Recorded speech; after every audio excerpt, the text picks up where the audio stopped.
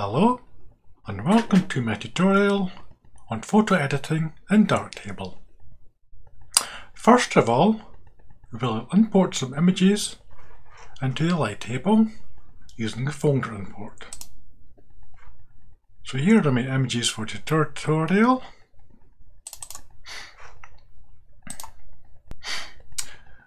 With the images imported, what we will do next is look at them closely and decide which is best for editing. By selecting the image and holding down the Z key, we can get a nice close-up view. This image looks good, but is a wee bit tilted and the bridge isn't quite central.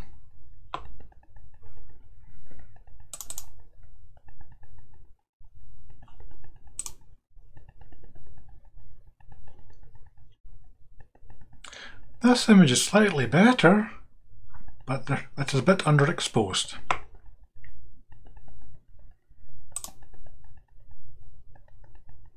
This one is slightly better, but again the bridge isn't quite central.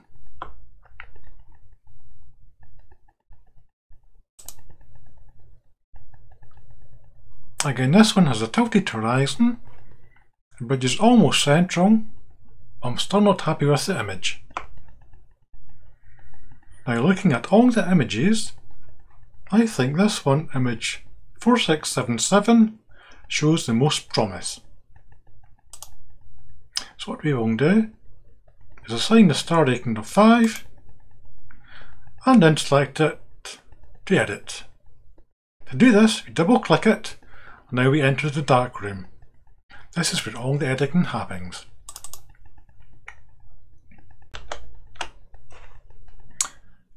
Now, with the image loaded into Darkroom, the first thing we will do is straighten the horizon. To do this, we will go to the basic group and select Crop and Rotate.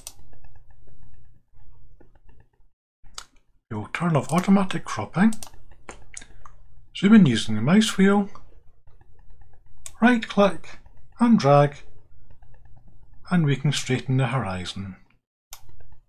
Like so. We will now zoom out again using the mouse wheel, and I think this image was just a nice square crop. So what to do is go to Aspect, select Square, and then adjust the crop accordingly. Now for such a strong image, I think what we need is to have the shadows going into the corners of the image. So we'll just adjust the crop accordingly. We also need to make sure that the middle of the bridge is in the centre of the crop.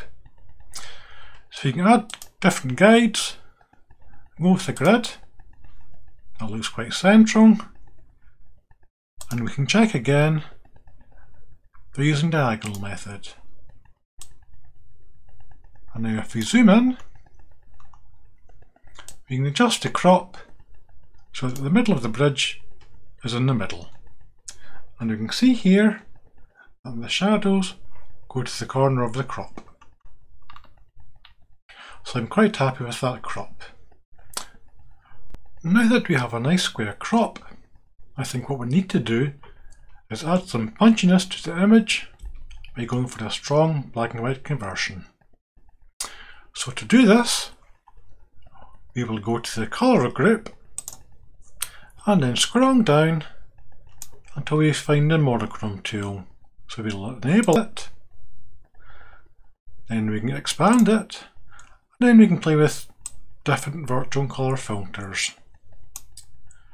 So you can see having the red filter makes the image quite strong.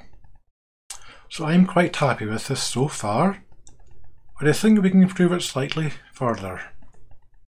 The next thing we will do is go to the tone group and adjust the tone curve. So expand the tool, activate it, drag the shadows down, and then the highlight slightly up. Now that looks slightly better. What we need to do, however, is check for overexposed and underexposed. So we can do this by enabling this tool here. So we can see we've got some slightly underexposed shadows, but overall I'm quite happy with the image so far. So we can disable this tool.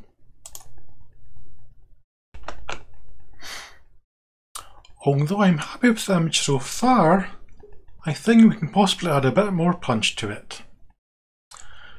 So to do this, we'll go to the basic group and enable shadows and highlights and see if this improves the image or not. So activate the tool, expand it, and I'm actually quite happy with how this image looks so far. Again, we can check the overexposed, underexposed. And it's actually very little underexposed now. So I'm quite happy with that. The other thing we can do is add some haze removal. If I can find it again, just one moment. Here we are in the correction group. So we'll enable haze removal using the default settings and see if this improves the image.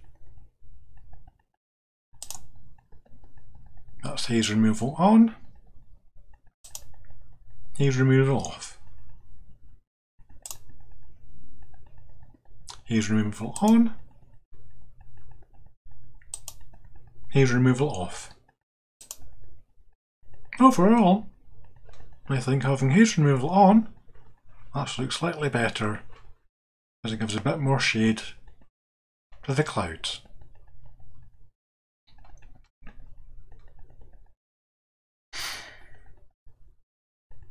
Now what we need to do is sharpen the image up.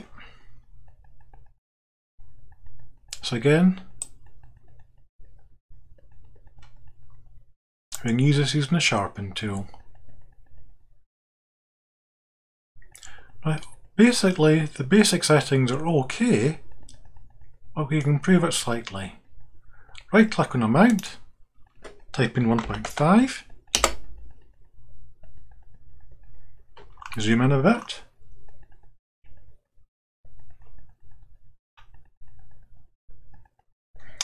and we can see it looks slightly sharper. Threshold, right click, 0. I'm quite happy with how this image looks now.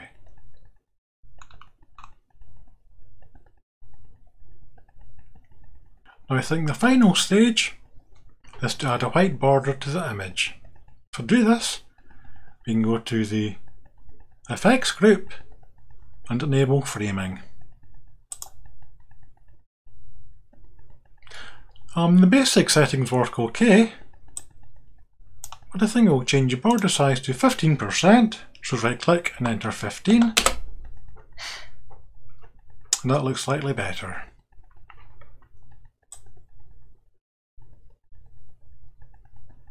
The last thing we need to do now is add some text at the bottom of the image. To do this, we use the watermark tool, enable it. Now rather than this, I'll use my own preset. So here we are, using my own logo,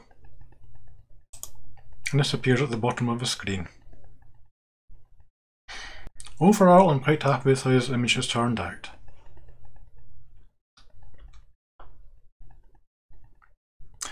So if you go back to Darktable and hold down Z, we can get a nice full screen image of the image. Overall, I'm quite happy with that. And that was a brief tour of Darktable and how you can use it to edit some images. Thank you for watching.